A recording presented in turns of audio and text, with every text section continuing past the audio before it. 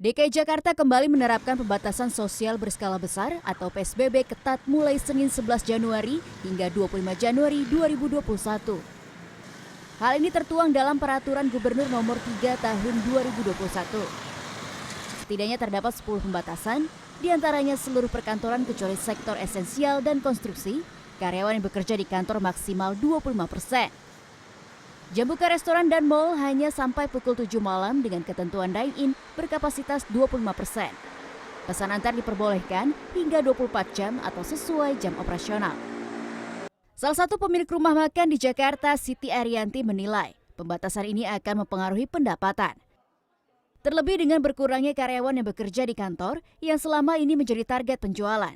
Meski demikian, ia memahami pembatasan ini dalam rangka menekan laju penyebaran COVID-19. Kita sebagai pengusaha dalam situasi seperti ini, bagaimana kita tetap harus bisa bertahan hidup, harus kreatif. Jadi karena misalnya maksimal 25% kita ikutin. Tapi kan yang namanya makanan, minuman, orang setiap hari harus makan dan harus minum.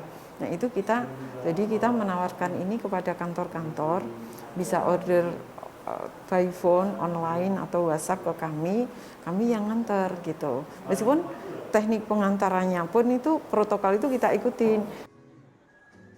Sementara itu, Asosiasi Pengelola Pusat Belanja Indonesia Jakarta menilai pembatasan ini memberikan kerugian besar kepada pengusaha dan berpotensi kembali terjadinya PHK. Baik pusat perbelanjaan maupun para tenan mengalami pasang surut sejak April tahun lalu.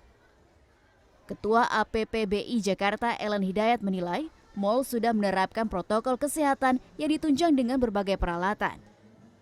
Dari dibukanya mal hingga saat ini, trafik pengunjung mal di Jakarta maksimal 50%. APPBI mengusulkan mal ditutup pukul 8 malam dengan kapasitas dine-in 50%. Sampai dengan hari ini, trafik di pusat belanja itu rata-rata hanya mencapai 40%. Jadi belum 50% yang disyaratkan oleh Pemprov. Jadi menurut kami posisi pusat belanja itu masih aman. Nah, yang memang diizinkan sampai jam 7 tetapi malnya tutup, nah yang ini delivery diizinkan. Lah bagaimana kami bisa mengizinkan tenan untuk delivery kalau malnya disuruh matikan lampu harus tutup? Ini yang menjadi juga dilematis buat kami. Pembatasan di Jakarta ini sebagai tindak lanjut keputusan pemerintah pusat yang memberlakukan pengetatan aktivitas atau pemberlakuan pembatasan kegiatan masyarakat atau PPKM di Pulau Jawa dan Bali. Pembatasan ini untuk menekan laju penularan COVID-19. Pada 10 Januari 2021, penambahan pasien positif menembus angka 10.000 lebih. Nesya Megawati, Fadli Julian, Jakarta.